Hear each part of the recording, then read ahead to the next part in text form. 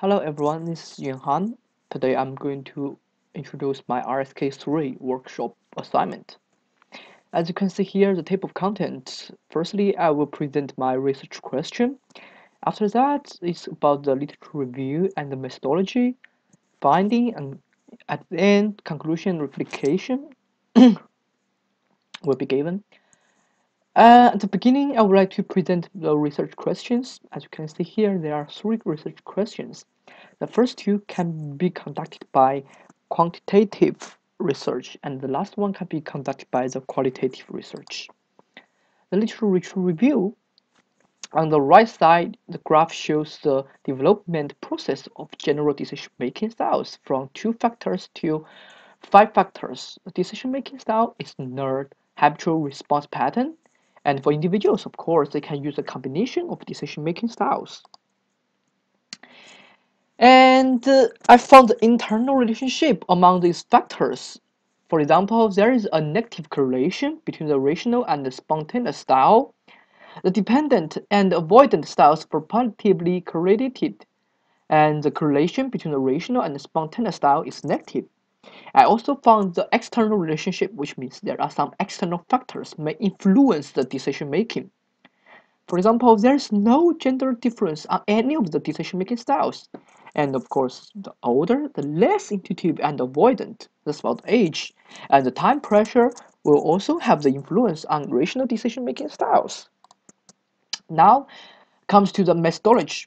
Firstly, I would like to present my research philosophy. I chose pragmatism because pragmatism believe the support of action makes serious sense, and the pragmatism includes both positivism and the interpretivism, because positivism is for the quantitative research and interpretivism is for the qualitative research.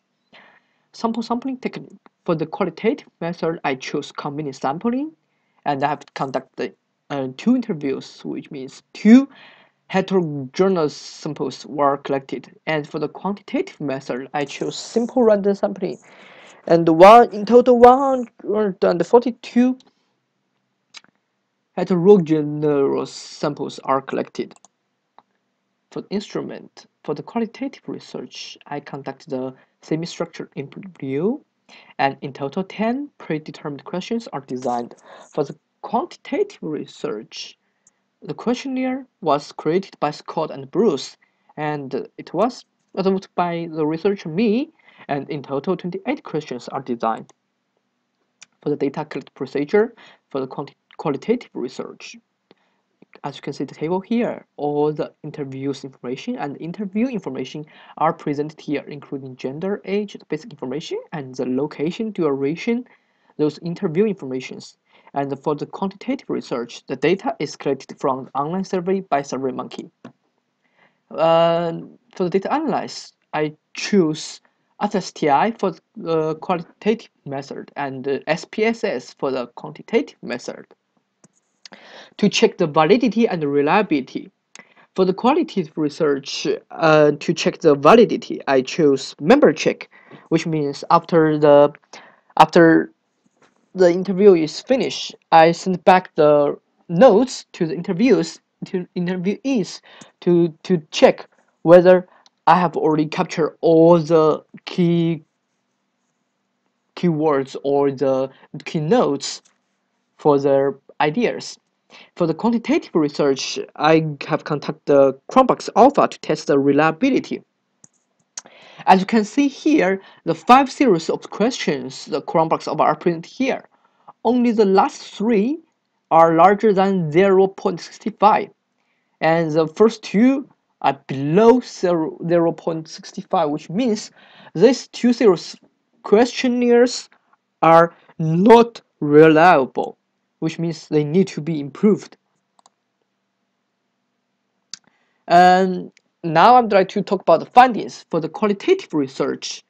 As you can see here, the network graph here, the 2 interviewees I interviewed, they think like the limit time, pressure, intuition, advice from others may be the negative factors influence on decision making. And of course, one of them think the multiple decision making at the same time, and another one think the lack of life experience may also negatively influence decision making. And to talk about the findings about the quantitative research, for the first research question, the gender difference, the new hypothesis there is no difference, and the alternative uh, hypothesis there is a difference. Now we, through the compute variable, we finally divide the 25 questions into 5 groups, and after that we run the independent t-test. As you can see here, the graph here, the significance, those three are all larger than 0.5, and those two are below 0.5, which means there is no difference between gender and business students' decision-making styles. So we accept new hypothesis. There is no difference. And the second research question is about the business experience and decision-making styles. So still, the new hypothesis, there is no relationship between, but the alternative hypothesis, there is a relationship between. Still, we run the one-way ANOVA because the significance we choose is 95% confidence level. So as you can see here, the significance are all larger than 0.05, which means we accept our new hypothesis. There is no relationship between business experience and decision-making styles. To draw the conclusion, there is no significance difference between gender and the decision-making styles. And of course, there is no relationship between business experience and decision-making styles. And according to the qualitative research, the lack of life experience, limited time, pressure, like multiple decision making at the same time, intuition, advice from others, could be the factors which negatively influence people's decision making. And yeah, there's still limitation because, for example, for the qualitative research, I only interviewed 2. If I interview more, there could be more results. And thank you for your time. This is generally the presentation for my RSK workshop assignment. Thank you very much.